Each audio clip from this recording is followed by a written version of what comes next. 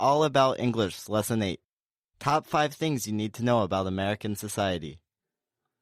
In this lesson, we're going to tell you more about life in the USA. There are so many aspects to American society, it's hard to know where to begin. Well, since the title of this lesson is Top 5 Things You Need to Know About American Society, I picked 5 topics. Which are? America's major cities, family, work culture and the economy, politics, and general trends. Wow, so we're all set then. Right. Why don't we start with city life? Let's talk about San Francisco first. Any particular reason? Because I love the city. So yes, it is a biased option. Thanks for your honesty. Okay, let's talk about San Francisco. There are an estimated 776,733 people living in the city of San Francisco, in which a little under a quarter are from 25 to 35 years of age. San Francisco, located in Northern California, is known for its thick fog and steep hills. Many of the buildings are Victorian style and modern as well, so you get a little bit of both. Like many other cities in the world that have done a good job of preserving the old while advancing the new. We cannot forget to mention the famous Golden Gate Bridge and the cable cars to get around the city. Right, and the city is so diverse in its racial makeup. You'll find the people there are very open-minded and eclectic, shall we say, in their views. New York City is also a great city on the east coast of the country. And like the state of California, New York is also known to be a city of entry for many immigrants. You may have heard of famous areas and landmarks in New York, such as Broadway, Wall Street, Rockefeller Plaza, Empire State Building, Statue of Liberty, and many others. And the city plays an important influential role in art, culture, finance, entertainment, media, and other areas, a diverse range as the city itself. And one more very important city, the capital, Washington, D.C., which stands for Washington, the District of Columbia. This is where the 3 branches of government are located, as well as around 150 foreign embassies. It's also famous for the many monuments and museums it has. It has a population of about 600,000, but during the week, commuters add on to the population, pushing it to over 1 million. That's a very good point to mention. Okay, let's carry on to the second point, which is family. Another topic that has many aspects to it. Let's just talk about it very generally so that the listeners get an idea. Yes, I agree. I would say a very, very typical all-American traditional family would be a mother and a father and perhaps around 2 kids. The father would go to work, while the mother stays at home taking care of the children. But of course, as we mentioned before, American families are changing, and the typical American family may not fit this description so much anymore. Depending on your background, you could come from a very, very large family with many, many brothers and sisters, or stepbrothers and stepsisters. Right. Or you could come from a very small family with just one parent, or step-parents. It's really hard to describe a typical family. Most of the people I know don't come from such families either. And many children who come from families of recent immigrants, they speak 2 languages, English and the language of their parents. This doesn't apply to everyone, but many. And typically, the woman changes her last name when she gets married. But it is also common to either keep it or hyphenate it as well. And marriage is not a necessity to have children. And also, the average age for marriage is getting older.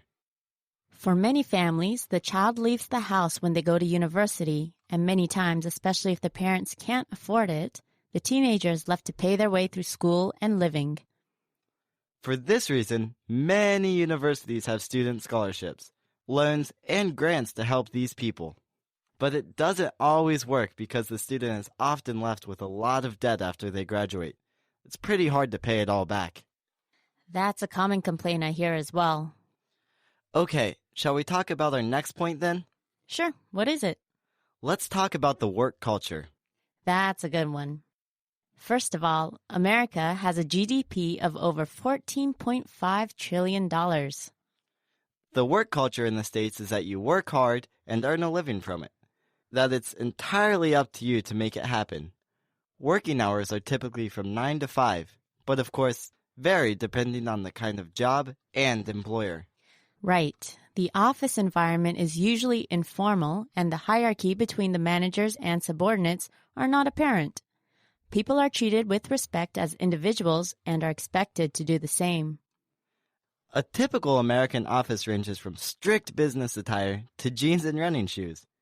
What were you wearing when you worked in the States? Well, for me, it was business casual and casual Fridays, which means slacks and a nice top Monday through Thursday, and jeans were allowed on Fridays. Some people wore running shoes to the office on these days as well. So it's pretty relaxed. Now, the business mentality is to be polite and respectful to other people, but at the same time be able to voice opinions, whether people agree or not. A good decision is based on the quality and the speed of the decision. Work is considered important, but so is family. If work interferes with family life, it is thought of as bad, and generally people don't like sacrificing their families for work, although this is not always possible. Also, even if colleagues don't know one another that well, it is normal to have a casual conversation about light topics with them, just for the sake of communication. Working people have different types of jobs, but we'll talk about two common types: full-time workers and part-time workers. Full-time workers are workers whose schedules are set and receive salaries for their work. Part-time working is when the person receives an hourly wage. And the minimum hourly wage differs from state to state. And also, depending on where the person lives, they commute to work in different ways. Driving to work in heavy traffic is common, along with trains and buses if you live in the city. Right, and also bicycles are another option. That's right, I forgot about that one. Also, Americans are known for their hard-working and perhaps overworked culture. It's a high-stress culture where people are expected to meet deadlines and produce work at a good speed. Tardiness is usually frowned upon, especially for meetings. Yeah, I agree with that one. Okay, I think that sums up the office environment in the States. Okay, on to the next topic. Let's talk about politics. Okay, who's the leader of the country? That would be the president, which presently is Barack Obama. And what kind of government is it? A federal government, which means that individual states are self-governing. They can make their own laws within the state. But if a law is made at a federal level, then that law must be followed.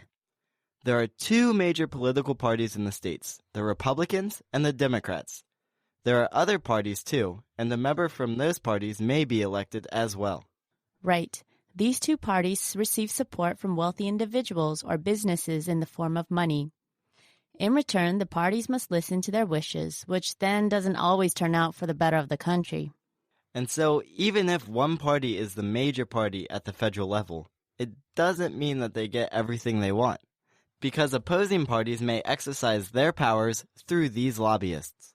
Right. That's why a compromise must often be made, which might cause a loss of support for that party. The president is elected by the people. However, many young people may feel discouraged to vote because they feel their vote won't change anything. But nevertheless, there have been movements here and there to encourage more voting. Voting age is 18. Okay, last but not least, let's talk about some general trends in U.S. society that we haven't touched upon. Good idea. Perhaps we should comment about the youth. Yes, the younger generation, which is probably true for many other countries, are growing up with a more liberal mindset than the older generations. Good point. Older generations may have a particular view on a subject, whereas younger people may be less restricted by traditional morals. This is due to, of course, their upbringing, but as well as perhaps changing technology. Which of course is shaping a lot of their views.